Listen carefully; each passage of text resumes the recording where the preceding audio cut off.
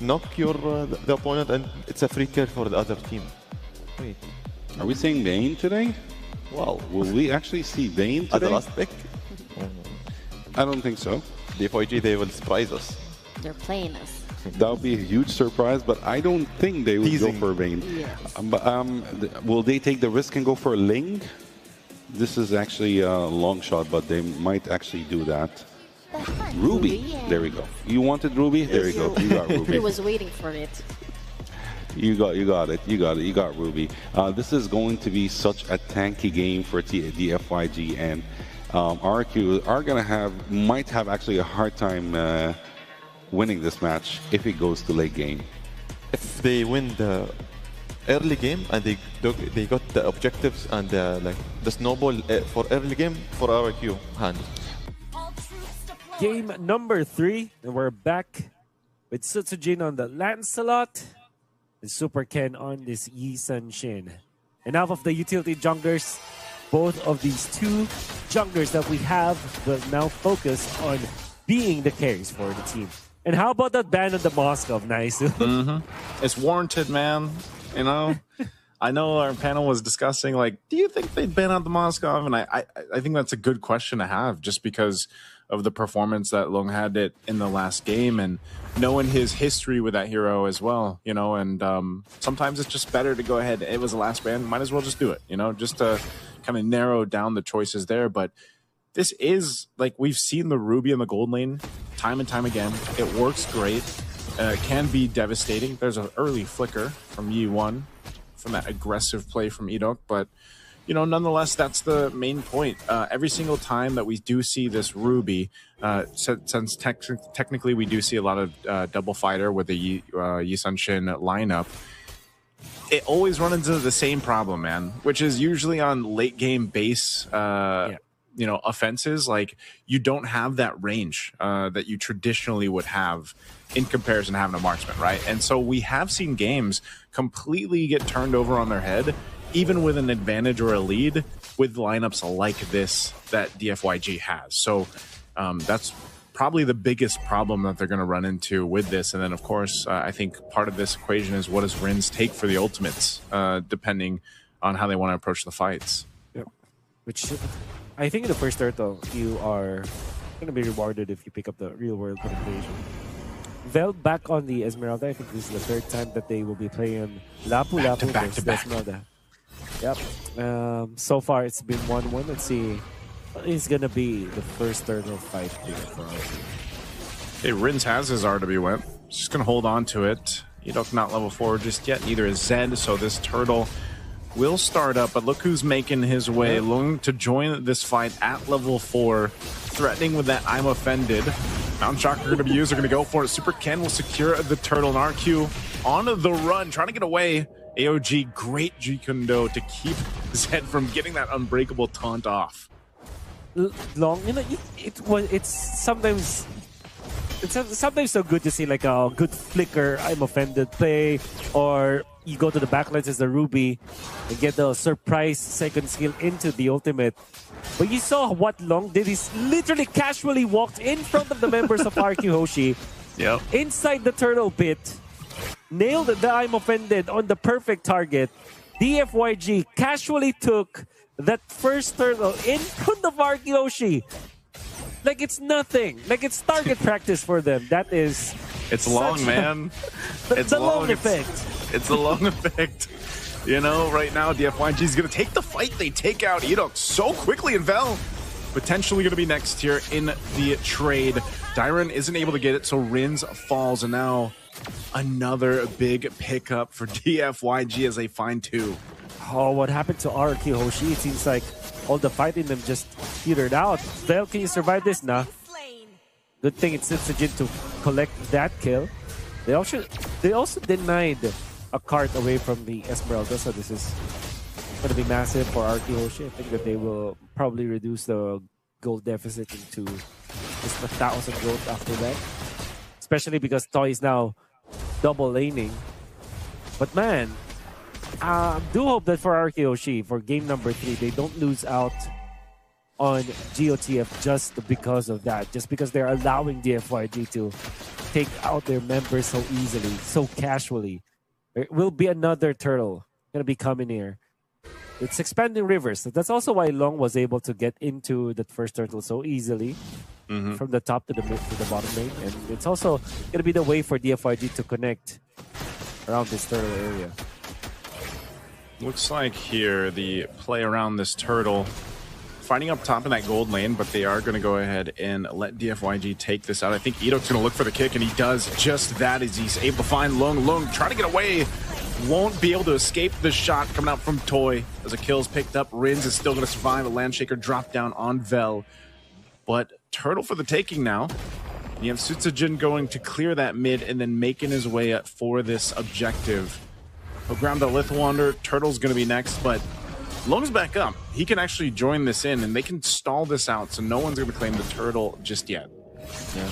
It's going to be on duty of clearing the waves, but it seems like DFYG wants to rush this time. I think that they found an opening against Rrq Hoshi. Yep, they do. And they kind of feigned that they will not take the turtle, and then that actually prompted Sutsujin to just go to the bottom lane. If Rrq Hoshi does not push, and they will not be able to push because Vel is here, and by the way, Expanding Rivers also have them in that scenario. DFYG again, it takes something so casually over Rrq Hoshi, and even that Crammer, dude. DFYG are taking and stealing candies away from Rrq Hoshi. Yeah, Super Ken. Like you said, you know, he's got a ton of experience playing against Sutsujin here in the past, and, you know, it shows. DFYG holding on to that 2,000 gold lead right now. Nothing major, but it is still something, and that could be the reason why Rrq Hoshi decided not to fight into that second turtle. You know, they want to give themselves a little bit more time to scale up and build up here. And especially for Toy, this Granger, as we know, is going to take a little bit of time to go ahead and scale up. And I can't remember. I think if we take a look at the items, I think he did get the Sky Piercer recently, but he's going to deal with this pressure now in his lane. DFYG wants to take this tier 1 turret, and you see what's happening here. Well, if they want to take a turret, you just send a few dudes, and they'll be able to get it because of this the threat that this lineup has. Rrq Hoshi has to really think about their mid game and their late game right now, because I feel like DFYG, they continue on taking things away from Rrq Hoshi, like the neutral objective as well as the turrets. It's going to be a walk in the park for them to end this game, especially because they also have good late game. I mean, of course, they don't have a marksman for DFYG, but this is still a Yisun Chain. I think Yisun Chain is a marksman if you think about it. But again, there is a lot of ways for DFYG to end this game at any stage. So if Rrq Hoshi does not find an opening for Sutsujin to wreak havoc, as well as find the timing for Toy to be activated, this is going to be DFYG advancing in this playoff. See what happens. They have control of the turtle right now. I think still Rrq Hoshi doesn't want anything to do with these turtles. He's just being zoned out by Vel, actually. So great choice there for Vel, but they are going to trade it objectively as that tier 1 up top is pushed down by Toy. So at least Rrq Hoshi kind of getting what they can. That seems to be the whole case. You know, they can't fight, at least for now. So you might as well grab some space to work with on the map. Get some objectives if you can. But I'm just worried because the way things have gone in the past, 8 minutes, basically, I don't know if they're going to be in a position to actually contest against the Lord unless they somehow get an advantage. That advantage would come mainly through Edok getting a kick and then giving them the numbers advantage in a team fight. But right now, it just seems to be pretty difficult. Yeah, he does have the Sky Piercer, Thunder Strike, but he's working on his next item here. Oh, Vel, is he going to get caught? Nice Landshaker to stun. AOG comes down. Good pickup for Toy to take as he has the Sky Piercer. A little bit of trade in the mid. Oh, the Mountain Shocker will be able to take out Sutsujin as Super Ken gets a solo kill. And now they traded out the 1-for-1. But definitely a difficult game for Sutsujin here. Wow, Vel, I was really wondering what he was trying to achieve in there. They tried to cut the waves very nearby the turrets of Rrq Hoshi, but it turns out to be good because E1 was there to counteract with the E's ultimate. They also did force Rin's ultimate to copy the real world manipulation, but I think the bigger kill was onto Sutsujin. And not only that, Naisu, they actually take a turret in the mid lane, a turret in the bottom lane, on top of a kill onto the jungler of Rrq Hoshi. And all of a sudden, they're up by 3.8k gold. Rrq Hoshi are just not finding a break in this game. Whereas DFYG, they're just getting everything in their hands. Super Ken, if you give this guy a hero that he can be successful with, and if you set up the Yi Sun Jin for success, you can see that Super Ken is more than able to deliver. Now it's going to be up to how Rrq Hoshi will contest this, Lord.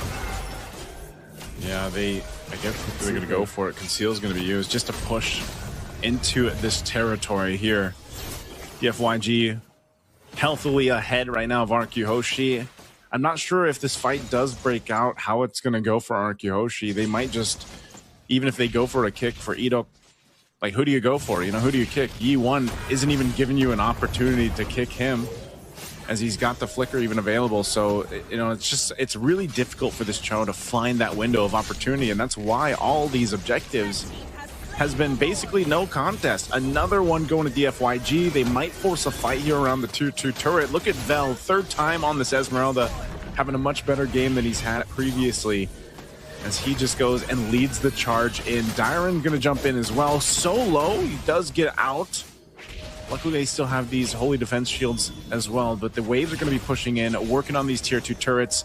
Suitsujin this whole time has been playing catch-up, trying to get those items that he needs on this land slot to be able to provide more of that damage throughput that they need here. Yeah. And it can all stem back to that first turtle fight where Rrq Hoshi, like a deer in the headlights, stared down DFYG and gave them everything. A kill and a turtle, and a kill onto the Suitsujin Lancelot more than anything else.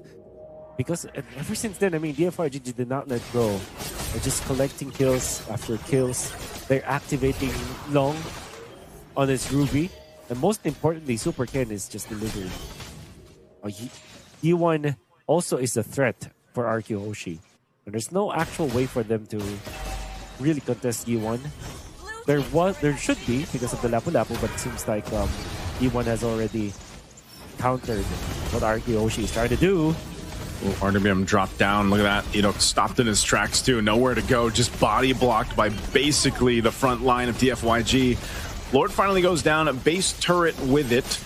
They will hold on to the 2 base turrets for now, but the shield in mid is gone.